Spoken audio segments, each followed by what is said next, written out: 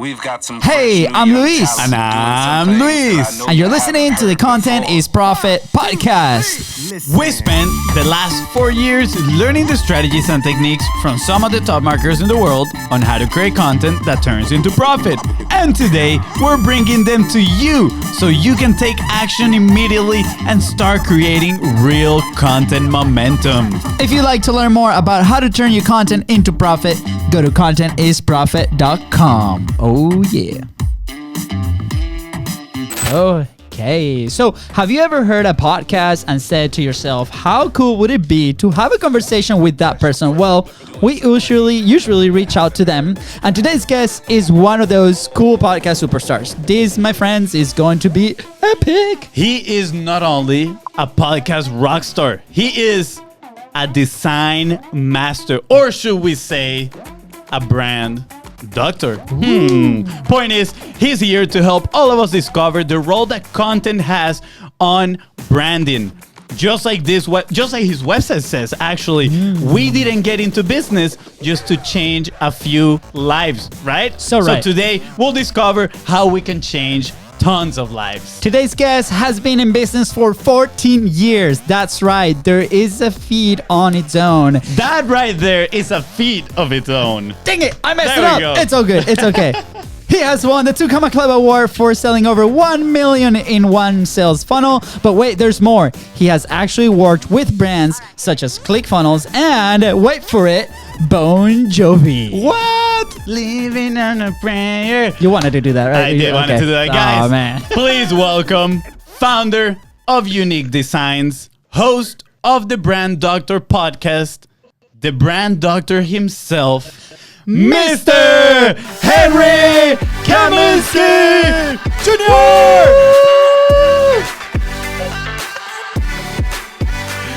What's up, Henry? Welcome. Oh, he's throwing the dance moves. Let's Yep. go. Hey. Let's go.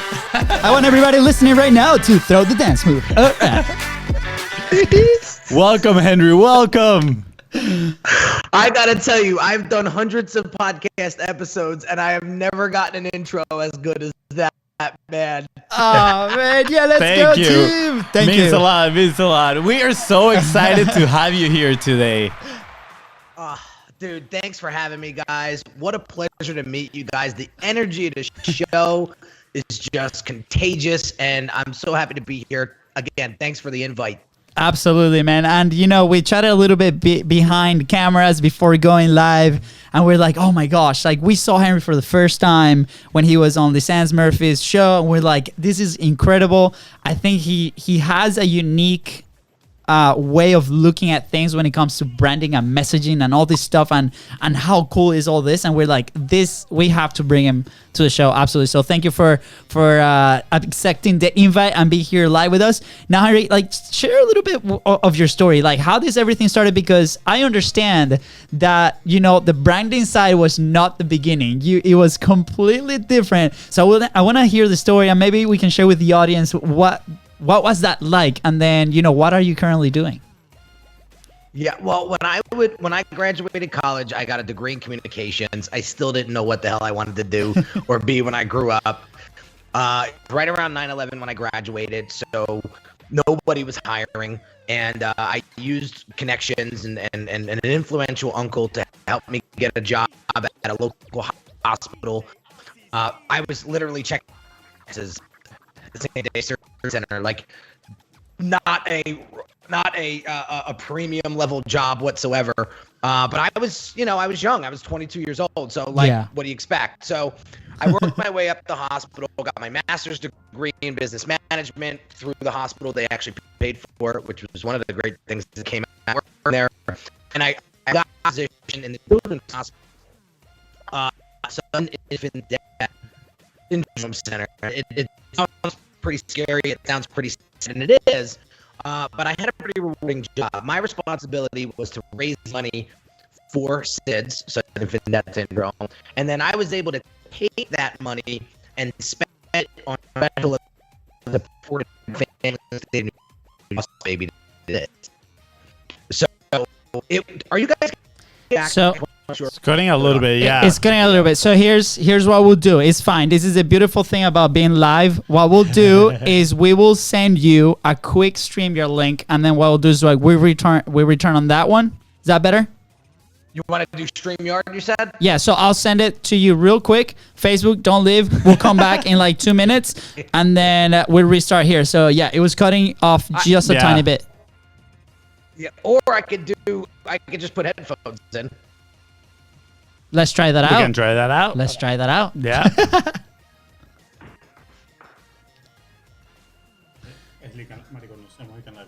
Ding, ding, ding. We're going to try it out. So Facebook, what's up, guys? If you are live, comment right here. Fonzie is launching, is saying stuff in Spanish, man. That's so rude. I mute the mic, but I said, I think Econ Live It's a no-go. might not be working for us lately. It's all good. Yeah. Yeah, we get a lot of when I use Skype for anything, it sucks. Sorry, Skype. Sorry, Skype. No, yeah. We tried for 82 times. It is what it is. Yeah, that's true. we tried it out, but I think it is time to move on, guys. It's okay. Just like life. Sometimes you gotta say goodbye to certain people and say goodbye and just, hasta luego. Hasta luego. I feel like I'm remembering my previous relationship right here. All right, I think this is gonna sound much better. All right, look at that. Sounds good. Yeah. Now we gotta see if Just like that, if the right? connection holds up, or we'll see. We'll see. All We'll right. see. All You know, right, Henry, so I think no more this is a whole strategy so we can have you back again. That's all. It's on purpose. It's on purpose. All right. So you guys shouldn't be getting that echo now, right? There's no echo, so we good. All right, let's rock and roll. Let's do it. All right, so picking up where we left off. So I was getting pretty good at special event planning, and I had to create 4 events a year for to hold my job really, and I had Z100, one of the biggest radio stations in the country or in the world really, sponsor one of my events. Literally, that's the power of email. You just literally cold turkey I cold turkey emailed one of the morning show hosts who's still on the radio today, Daniel Monero, and I said, hey, I'm doing this event. It's going to support these families, and would you be interested in joining and participating and sponsoring? And she was like, yeah, where do I sign up? So I knew this one was going to be a big one. So I needed marketing material that really packed a punch and really looked the part, right? Yeah. So my buddy, who was a designer, graphic designer, was like, listen, man, we'll take care of all the poster design, flyer design. We got you. So I went over there on a Sunday morning, and I was watching him design all the marketing material, and I just got bit by the design bug, guys. I was like, dude, this is what graphic design is all about. Like, I want in. So fast forward, the event went awesome. We raised like $20,000. It was an amazing event, and then I went back and convinced my boss to buy Photoshop so I could do all the design work in-house. So I eventually started getting pretty good at design, and I started up a little hustle on the side and started working for a lot of the nightclubs in the area, New York, New Jersey, Connecticut, and I started getting a lot of work out of for this stuff. So eventually 2008 hits, economic crisis, hospital tightens up. They're like, you know what? And I saw it coming because they started putting me in these real weird positions. Like at the end of when you come back from lunch from now on, you're going to be filing papers for an admin. Oh, man. I was like, I don't want to do that. But I had to do what I had to do because, the design work wasn't really cutting the mustard just yet. And I was so new to everything. But I saw it coming, and they gave me an ultimatum at the end of 2007. They were like, you can stay here and probably just get consumed as someone's secretary, or you could leave. And I was like, you know what? I'm gone. And it wasn't that easy. I was scared to death.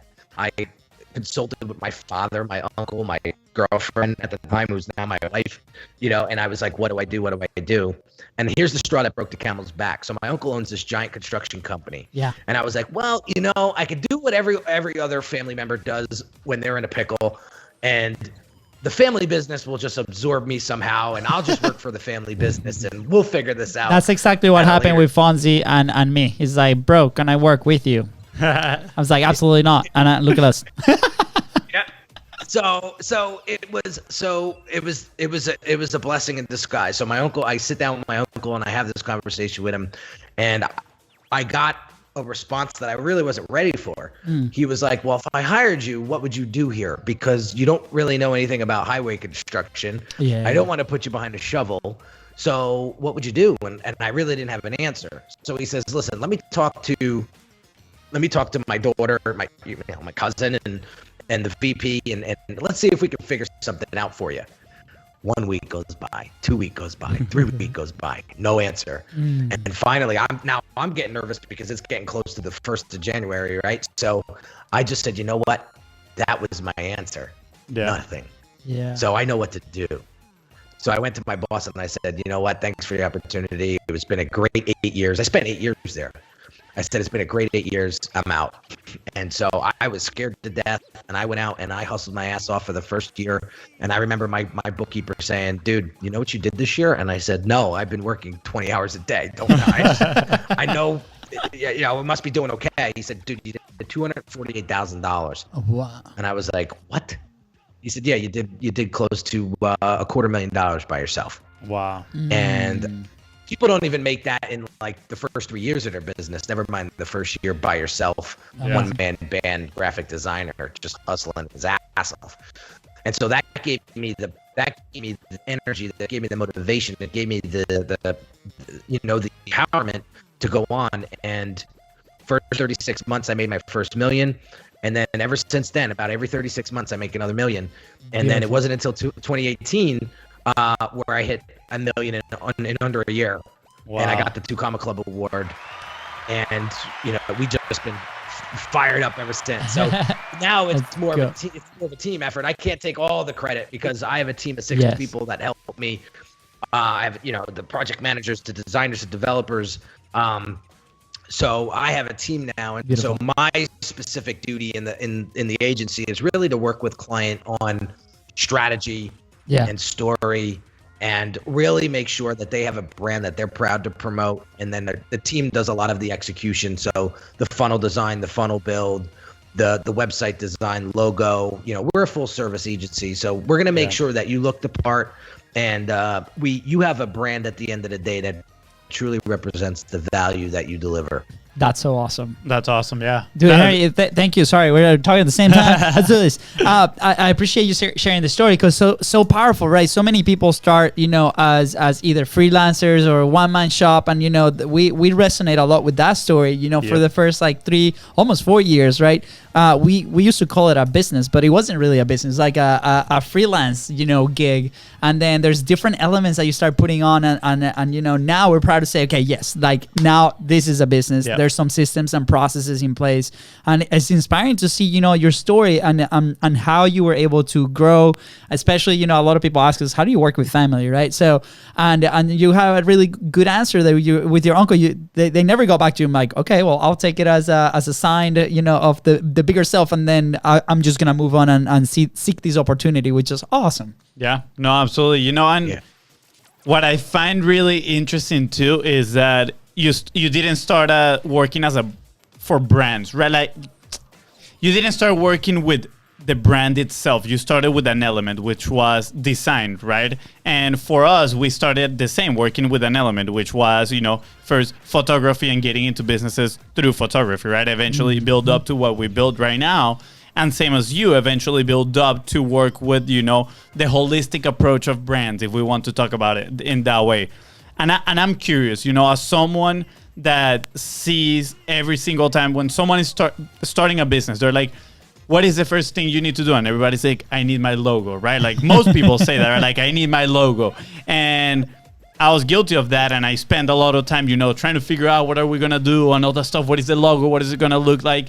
And my personal approach is start for the activities that move the needle forward, right? But I'm curious to hear your opinion about that, right? Like, what is it, for someone that is at the beginning, that is starting, where should they start, especially on the branding side? Oh man, what a great question! I get it 1,000 times a day. So if I can't answer this one, forget it.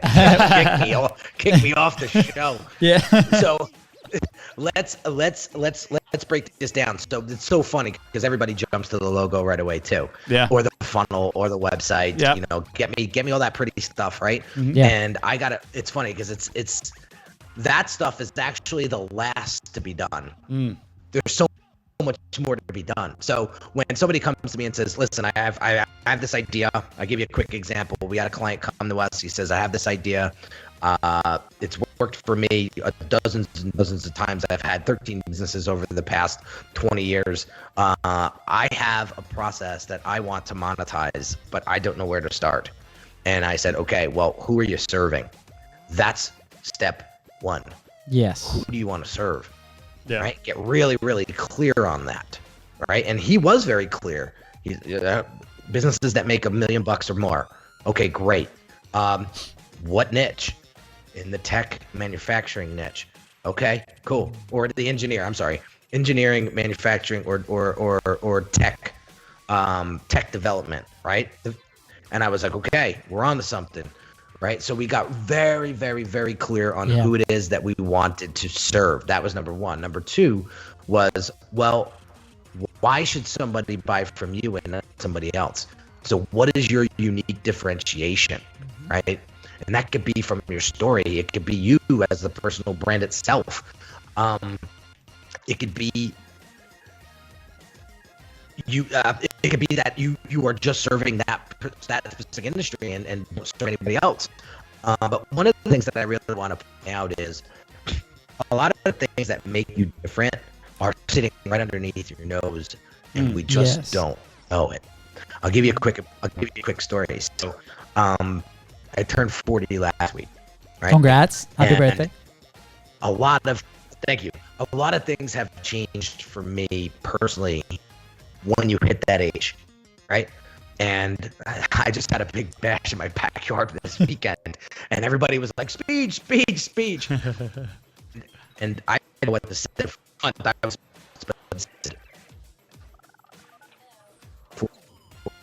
40. I said, you know what? It's this right here. We're only on this planet for a very short time when you look at the big picture. Yeah.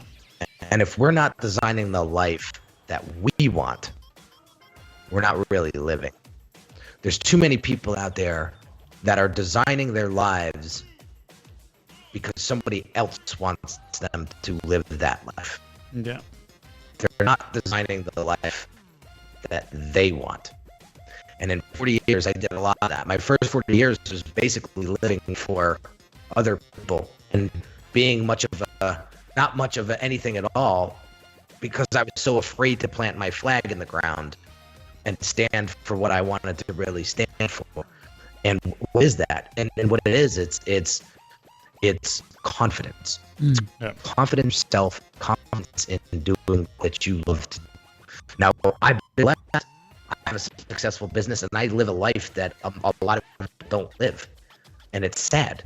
And I don't want to see that, because the next 40 years, I'm going to dedicate my life to really helping people understand, listen, you could design the life of your dreams if you focus on that. And so that's what kind of makes my agency a little bit different, because it's not just a churn and burn. Like, you're not just going to get a design from me. Yeah. You're going to get a little bit, you're going to get a little bit of a mentor as well. And that, and I can only speak from experience, right? Yeah. And I can only speak to people that want that, right? I see too many people out there trying to convince people why they should work with them, when in all reality, what you should be doing is just finding the people that really, really need and want you. Absolutely. Sorry, like I just get super excited because, the quote like right under the show is like, how to achieve that frictionless sale. And, on my personal life, I used to manage fitness studios, and the selling process was trying to convince these people to come and do this workout. And I was really frustrated because I thought that was the only way. And what we do now has allowed us to have conversations with people like, wow, guys, I really want to work with you. And then after they say that, they're like, what do you guys do? So it's like, it's so amazing because, you know, it's really then the conversation completely changes, and we can open up about, you know, the real needs. How can I really help you? Am I really a fit for you, right? Can we actually, you know, make sure that we can deliver for your specific case? And for us, we personally struggled a ton when we were starting up with the who. Like, I remember sitting down in front of the whiteboard, like, who do we serve? We have we had so many services, different things, different process. Well, we can't even call them processes, but things that we did, and it was really, really challenging to not only scale but to develop those systems and processes. And we're like, who do we want to serve? And remember, you know, we had really success with a type of business, and we're like, we don't really want to go and be the guys for that type of business. And it was not until we found the system, right? The unique, how do they call it? The unique mechanism. The unique mechanism, like Todd Brown, right? And that's what differentiates us. And now we're able to serve different industry, but under that unique mechanism. And we've been having amazing conversations with a lot of people. So thank you for breaking it down. And then after that, there's a ton of elements that I'm assuming you guys also do, and you guys are very passionate about, that can elevate, you know, that side of things. And then you can build the brand, the rapport, the trust, and different aspects. Yeah. You know what I found curious is that statement that you said, which is kind of like design the life that you want, right? And I'm curious that you use the word design as well, and then you were talking about experience. So I'm curious, you know, like, where in your experience, what happened, you know, throughout your life that led you to, you know, think for yourself, saying, you know, I need to design a better life than what I'm living right now? Or like, were you living without a plan whatsoever? Were you just going and trying to build something without a clear goal? And then eventually you were like, you know what? I do need to know what path am I going to be taking. Oh man, there's so many things there that like resonated with me, and and like the answer is yes to all of that. Like when I first started, I was, you know, designing club flyers for people, like for promoters and nightclubs all over the place. So like, I didn't want to do that when I was 40 years old. I didn't want to do that when I was 50 years old. I remember working, it was like 20 hours one day on a weekend, and I broke for lunch, and I was like, Henry, this is can you see yourself doing this when you're 40? Like literally working with these like hustle, like snake oil promoters, you know, getting beat out of money and beat out of, you know, like, no. So look, when are you going to wake up and change? Like, when are you going to change that, right? And I didn't know the plan. I had no idea. And then finally, I just wrote. A bunch of things happened, right? Fiverr came out, and what I was charging $300-400 for, you were getting now on Fiverr for $5. Yeah. So I'm like, all right, well, where's the industry going, right? Yeah. Excuse me. And so I was like, it was like the universe was giving me a beating. Wow. And it basically was saying to me, if you don't grab the universe if you don't grab something by the horn here and run and really become the captain of your ship, then we'll just dominate you and tell you what to do. And I think a lot of people do that. And what happened? So let me give you an example of that, right? How many people do you know today that are grown-ass men or women that still worry so much about what their parents say? A ton. Yeah, there's quite a few. Majority, probably. Yeah. Yeah. Right? So that's one. Number two, how many people do you know will not do something because their spouse has put the kibosh on it? Well, I know of one, and I have it right here, right? Hey man, it's all about the paperwork. No, I'm kidding.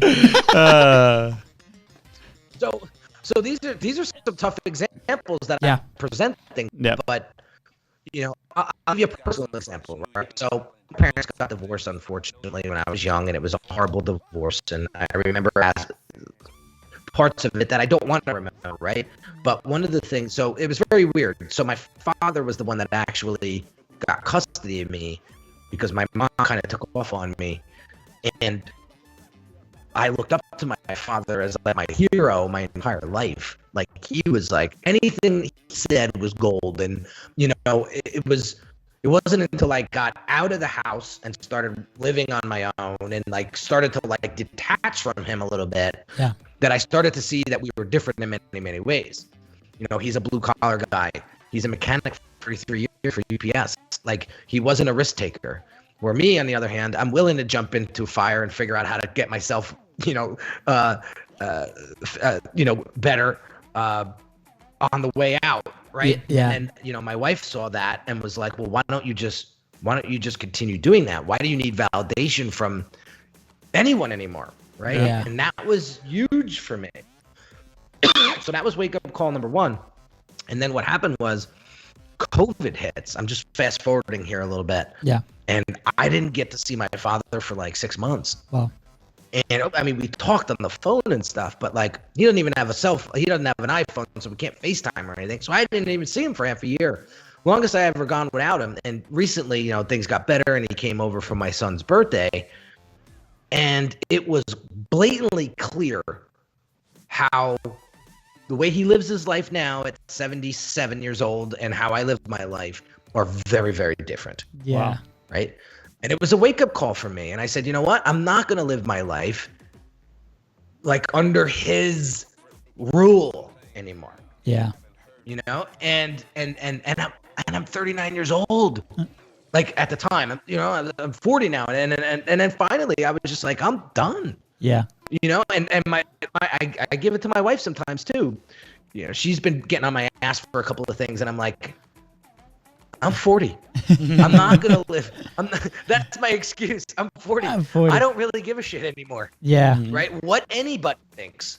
If it doesn't feel comfortable for me, I'm not doing it, and I don't give a shit what you think. Wow. Right. Yeah. And I just lay it down now, and you know what? I get more respect than I've ever gotten in 40 years. Because of it. So before I forget, guys, so what am I doing here? Why am I talking all of this nonsense? Well, this is brand. This is my brand. Yes. And this is the brand that you don't have to like it. Yep. I have to like it. I need to be proud of it.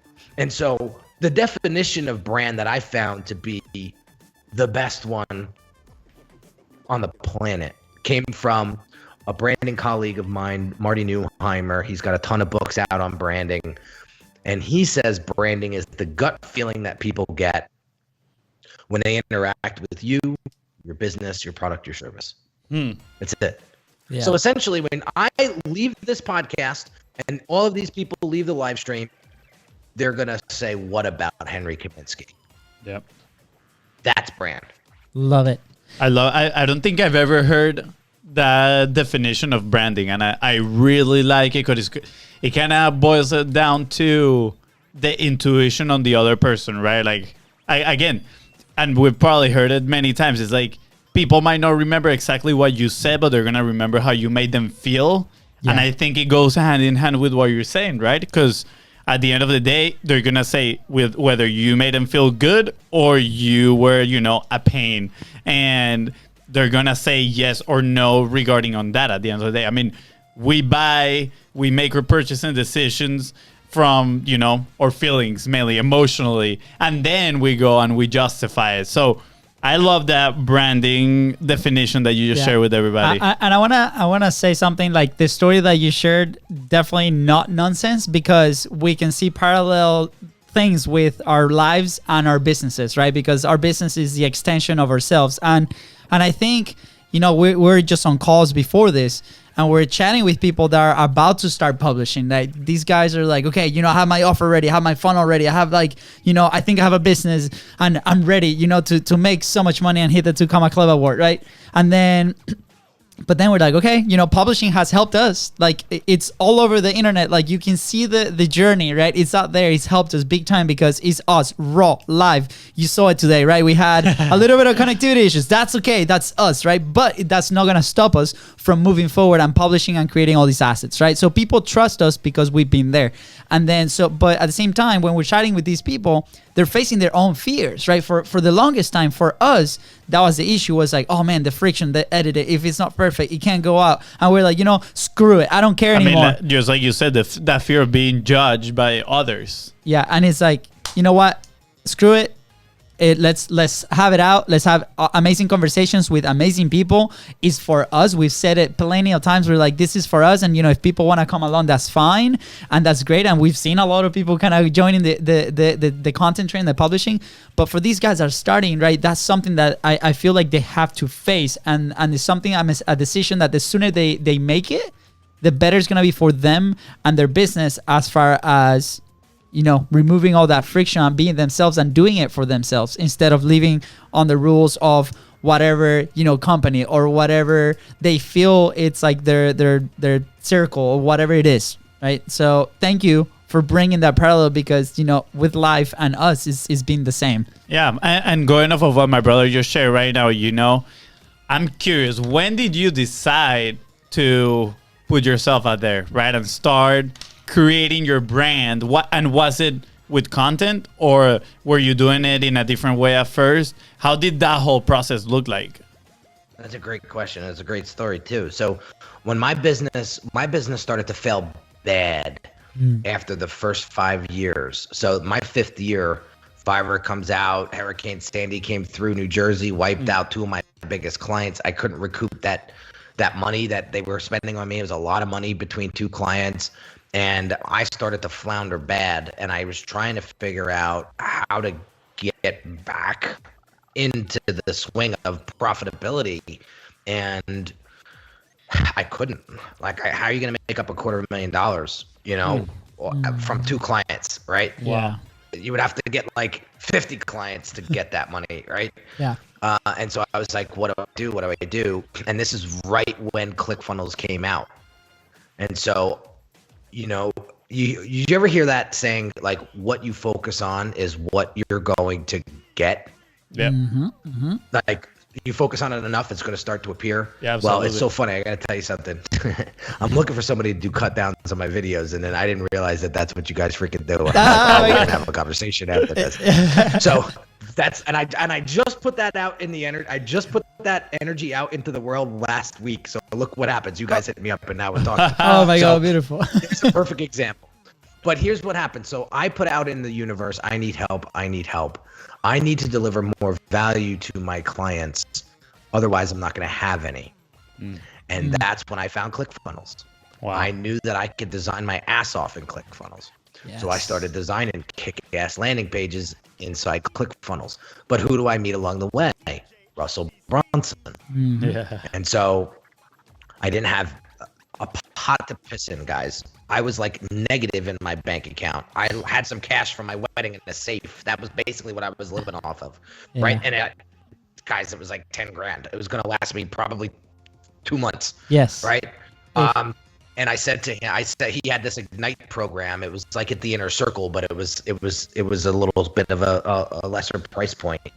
And it was 10 grand. And I said, listen, I'll give you 5 now on a card, and I'll pay you 5 over the next 5 months if you let me do that. And they said, yeah, we'll do it. And so I jumped on a call with Russell, and we were both hysterical crying. And I told him my story. I told him where I wanted to go, and I told him I needed his help. And as he started to audit my business, he was like, Henry, I see this website here. Excuse me. It's beautiful. It's not the website that you see today. It was another iteration. Yeah. But he was like, it's gorgeous work, man. I've never seen a website designed like this. It's unbelievable. He said, but you, my friend, are nowhere to be found. You. Yeah. You're just hiding behind all of this pretty design work. So what differentiates you? Your pretty design work? Well, that's not enough. That's not enough. Pretty design work is not enough. Yeah. He's like, I would love to see you come out with this big personality of yours from New Jersey. and let the world know who Henry Kaminski is. Yeah. And I said, I like to talk. I think I can make that happen. And I started putting out content. Was it good? No. But it was something that I really enjoyed. I loved getting in front of this camera. I love talking. That's why my podcast is getting 90,000 plus downloads a month. Like, Beautiful. Beautiful. obviously I'm talking, right? But it took 4 years to get there, right? Yeah. People forget. Like, people forget. We're in such a instant gratification world. Like, this is 14 years worth of work. Yeah. Like, this camera setup, this audio setup, the way my brand looks today, 14 years in the making. That wasn't something I just came out of the gate with. Yeah. And I didn't have any branding help. I didn't have anybody like myself guiding me along the way. I was making massive mistakes that were costing me. I almost lost my business twice because I wasn't making the right financial decisions. And here we are, and I finally got my shit together. And now I have like the business of my dreams, and all my friends are like, "Wow, you stepped it up." And I'm like, "Yeah," because I focused on the right things, and I hired mentors along the way to help me. Yes. And that's it. Like, I did a piece of content this morning about how you get from 6 to 7 figures, and I told them how I did it. I was like, I stopped asking myself, how do I do that? How do I do this? How do I do that? How do I build a funnel? How do I build a website? How do I build a logo? How do I do? And I started asking myself, who can build me my funnel? Who can build me my website? Who can build me who can build me instead of how? Yeah. And I'll give it to you like this. My mentor gave it to me the best way, because I was having like imposter syndrome at one point in my career. Like, I felt like what am I doing here? Right? I don't have any formal design training, or I didn't go to a fancy design school. Yeah. And he said, Henry, do you think a conductor of an orchestra knows how to play every instrument? Ooh. And I said, no. And he said, so you don't have to know everything. You just have to conduct. You just have to know how to conduct. And he said, Henry, you do that really well. I could tell, because your team has been with you for 6 years. Hardly any turnover. Like, just be confident in your conducting skills. And so now I just conduct. It's like a symphony over here. I have my orchestra, and I'm the conductor, and I just know what Beautiful. I know what to do best. And my team, and I trust my team to get it done. Yes. And that has helped me go from 6 to 7 figures. And I'm not snapping my fingers just like because it happened overnight. I'm saying it, but that was the mindset shift. Beautiful. That changed everything. And that goes for you. I'm gonna give you guys a huge shout out. Like, anybody Thank that you. needs content creation done, right? Absolutely. Do you have the time to do all that long form content cut down? No. Definitely not. So when somebody says, like, what's the value in this, guys? Like, why should I hire you? It's time. What's this gonna do? What's this gonna do for me? I love how you said it best. You said, when we cut down your long form content, it's like we create little minions for you that go out and help you, generate more leads. That was such a great illustration of what the value is. Yep. Right? Because my son, he's 3 years old. He loves Despicable Me, and he loves Minions. So Yeah, there we go. I'm on a big Minions kick right now with him. But Good timing, Fonzie. Good timing. That was such a great illustration. Yeah, it was such a great illustration. And so I know I'm bouncing all over the place, guys. You got to reel me in, but this is passion. This is like is our passion. The things that you talked about, and the we call it last podcast the golden boulders, because it's like the value that you guys are dropping. They're not nuggets; they're massive, right? And just the fact that you talked about, the 4 years to get to 90K downloads, right? And it's funny, like, we just had a phone call with somebody that helps people on YouTube, like, in their strategy, right? And they're like, the questions are like, well, I just want 100,000 subscribers tomorrow. And we're like, okay, well, first off, why? People go to our account and we're executing, right? And there's different processes and systems that we have on the back end, right? But you could totally make a living without 100K subscribers, right? And it does take time. All it takes. I don't have 100K subscribers on YouTube, but I do 7 figures a year. Exactly. Yeah, exactly. And it takes going to the biggest YouTube channels, and you'll see that those people have been publishing for years too. Like they didn't get where they are right now with just a few videos. Like it took consistency. Yeah, the other one is like from how to who, right? And I think it applies to every stage. Even from zero. At first, yes, you do have to do a lot of things, but if you have that mentality from the very beginning, it's gonna make that change a lot easier. For us, that was massive too when we first starting, because at first, Fonzie here became a really good editor, a video editor. But then after that, was like, I'm done, dude. Like, I'm alone. I need to interact with people. Yeah, I don't even know if I've shared this before, but I remember. So we wanted to be professional soccer players, right? And when that didn't work out for us, we started the business. And eventually that led to getting into videography, started learning how to edit. And I remember one day, right, because my girlfriend would be like, oh, you're trying to do everything all over the place. And I remember one night I was sitting editing and she was right next to me. And I was like, you know what, babe? I think I found something that I can do for the rest of my life, right? While I was editing video. No, that was fake. That's not true, right? I was excited right now at the moment because I was learning new stuff, right? I was like, oh, this is so cool, so exciting. But it got to a point where I was so focused on the how, right? And then I had too many hows on my plate that I was like, dude, I don't want to do this anymore. It's like, I want to move on to the next thing, right? And then we started focusing on the who. On the who. Who can we bring that is going to help our business grow?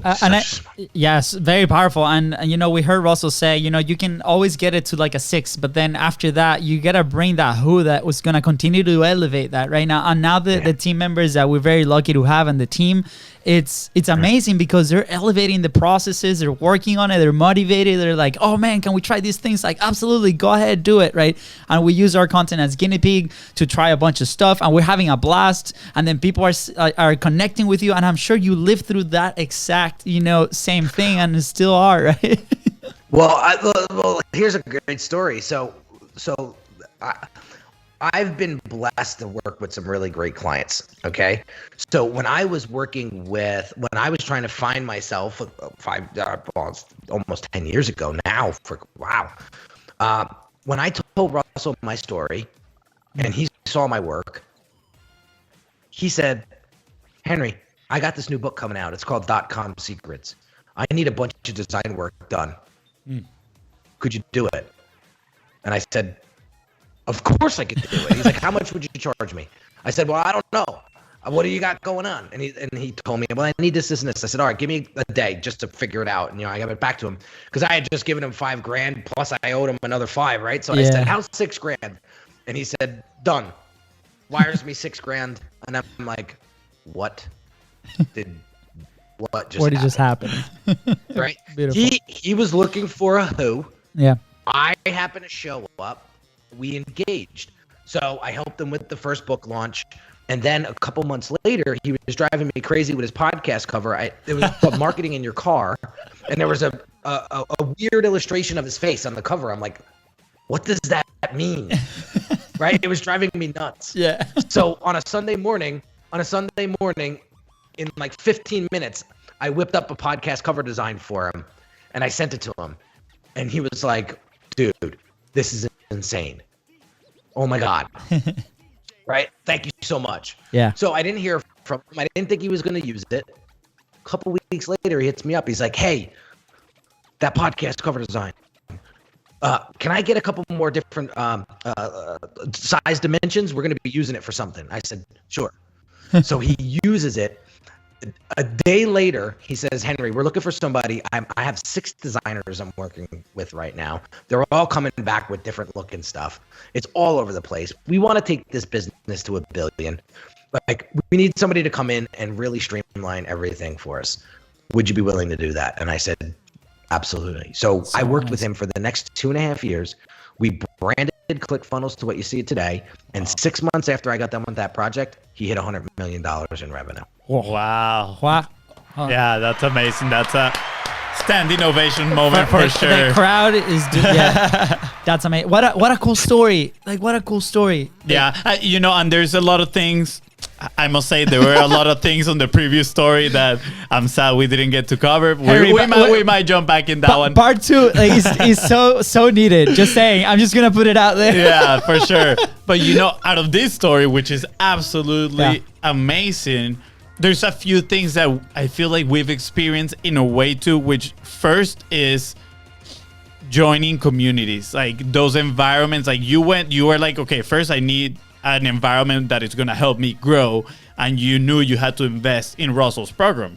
So the similar happened to us, where like we were, you know, our progress was minimal, very minimal, until we negative. Yeah, almost. Yeah, probably negative. And we went to this event with Steve Larson, which probably you know, and we were like, he made an offer, money we didn't have. Pretty similar story, right? And we're like, you know what? Yeah, I literally quit my job. Oh yeah, on Thursday, and we traveled to Boise on Friday to go to Steve's event, and he launches the offer. And then he drops that offer. And we're like, you know, how much is that gonna be? Like $5,000, maybe. And then he goes like, no, it's like at least 5 times that. And we're like, holy crap! Like, we know that that's the environment. We know that that's the mentorship that we needed at the time. And like Fonzie was saying, we figured out a way. There was we no money. Sweaty armpits, you know, we're like shaking on the table, like, should we do it? The timer, 1 minute left, 59 Myron seconds. Golden repitching. Yeah. So, I mean, at the end of the day, I'm thankful my brother stood up, you know, against all his nerves, and he went and signed up. But following your story along, that led to new connections, right? And probably connections that are dream customer material. I mean, who wouldn't love to work with Russell Brunson? And for us, that new environment meant the same thing, new connections, right? And we made new friendships. And out of that same mastermind that we actually have a few people in there that became our clients, right? Because we just started talking, we created this relationship, eventually was like, yeah, we'll do this for you. This is what we do.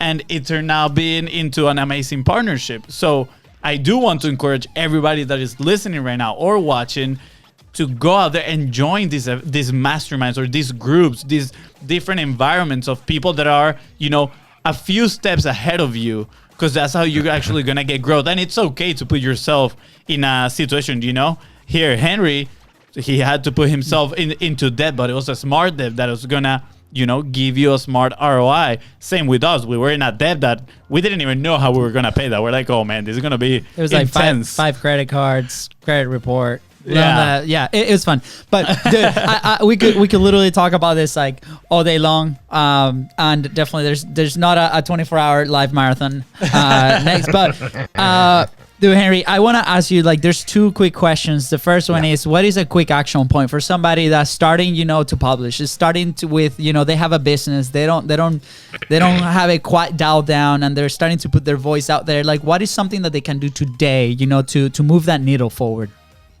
Yeah, that's a great question. You know, the first thing that I would do if I was starting out all over again is, again, define who it is that I really wanted to serve, that really is looking for your product or service deliverable, right? What is the end result that they're going to get, right? That's number 1. Number 2 is I would go out there and I would really do my homework as to what are some of the big objections that they're going to have with your product or service. Like, why aren't they going to buy?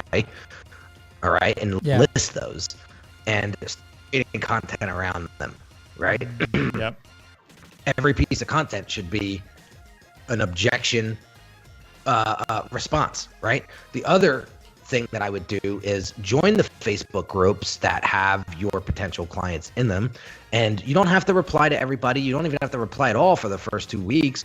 Just look and see what questions are being asked in those communities and start to create content around those questions in the form of an answer. Now your content, your social media platforms would be like a giant FAQ platform. The other thing that I would do is stay away from trying to be on all the platforms at once. All right. We're working with a client right now in New York City. They have a huge solar panel installation company. We rebranded them from scratch because they look like, they look like a Mickey Mouse company. They're a $5 million company. Wow. They've been around for a decade, and they didn't look anything like that, what they have, right? Yeah. What they really are, right? So we rebranded him, and we're going to be launching in the next couple of weeks. But that was the big thing. And I told them they wanted to be on Google Ads. They wanted to be on YouTube. They wanted to be on Facebook. And I said, no, you want to do this right? Yeah. Yeah. We're going to start with Facebook, and we're going to dominate Facebook. We're going to see where we're at in 90 days. And if we can run Facebook on its own, and we're generating an ROI with lead gen, then we can move to YouTube. Beautiful. If not, we stay there until we can get it right. So that's my advice to you guys so I started with Instagram, built my Instagram up to close to 160,000 followers, right? And then I started YouTube. I'm always teasing around YouTube, but I realized that people really started to like my podcast. So my two main channels is Instagram podcast. Beautiful. Everything else is second and tertiary, and I'm not really spending too much time there. So focus on one platform that your audience is at, or they're hanging out on, and go all in. Yeah. I love it. I love that action point. Thank you. Focus has been one of our 2020 words for sure. Yes. Yeah. That's amazing. Thank you. I appreciate it. And then obviously, where will you be? This is my favorite question ever. Yeah. Before you answer the question, I want to give a little bit of context to the audience, because I don't think we mentioned that Henry here has over 350 podcast episodes. Saying, yes. Yeah. No big deal. No biggie. No biggie. So humble brag. Yeah. So man, I mean, props to you. Yeah, props to you. Amazing. And now you can ask that question. Okay, sweet. So with that in mind, thank you, audience. Now you're primed. Okay, where will you be if you did not publish? Where will you be if you did not publish? Oh man, I would be a ghost. Nobody would know who I am, and my biggest thing is this, right? We all got to find a reason, right? When you find a big enough reason, you will do whatever it takes, right? Mm-hmm. And I have a 3-year-old son, okay? And he is so advanced and I know everyone's going to be like, oh, you're just saying that because it's your kid. I got to tell you, this kid's vocabulary and how he puts things together is unbelievable at the age of 3. Okay. And there's going to come a time, and all you parents out there know how fast time goes when you have a kid. There's going to come a time where he's going to Google my name, and he's going to watch things. He's going to hear things. He's going to read things. And I just want him to be proud of what he reads, watches, and hears. And so that is another big reason of why I publish, is because when I'm gone, he will have a blueprint of life through his father on social media. All he has to do is just watch the content, and I'll guide him long after I'm gone. Wow. So that's why I publish. Wow, that's amazing. I got like goosebumps, and I got a little emotional there because I do have a 16-month-old. So I just added that why is probably at the top. And I tear up because it's so emotional. So I never heard I've honestly never heard like that take on content. And I think it's absolutely amazing. Yeah. I don't have kids yet. Hopefully that we know of. That we know. Okay. No, wow, that was beautiful. And my wife doesn't jump and listens to the show. She's like, I hate your radio voice. What's that? You're gonna have to send her this clip right here. I know. That's it. So now she has to listen to this. Dude, amazing. And like, wow. Like I am perplexed. I'm honored to have you here. Thank you so much for sharing all the value, sticking with us through all the technical issues, which is fine. Apparently, it's a tradition here at Content is Profit. But it's all good. It's all fun time. Where can people find you? Where can people connect with you? Yeah, so you could go on iTunes, the Brand Doctor Podcast, on Instagram at the Brand DR,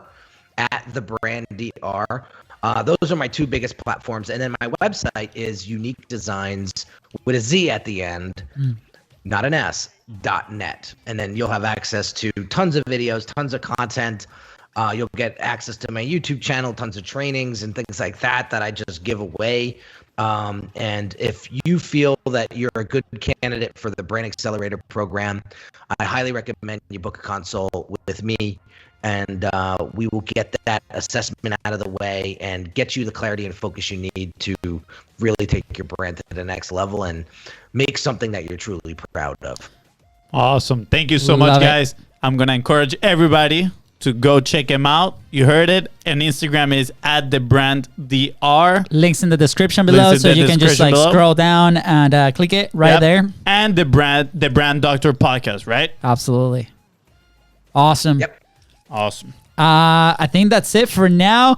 Henry, stay for like 2 seconds because you're gonna be part of the Hispanic goodbye. And with that being said, thank you so much for tuning into the Content is Profit podcast. Go ahead and subscribe. Smash that subscribe button and follow us on social media. @BIZBROS Co. There you go. Thank you, guys. And if you find this episode impactful, please don't forget to share it and leave a 5-star review. Thank you. Bye.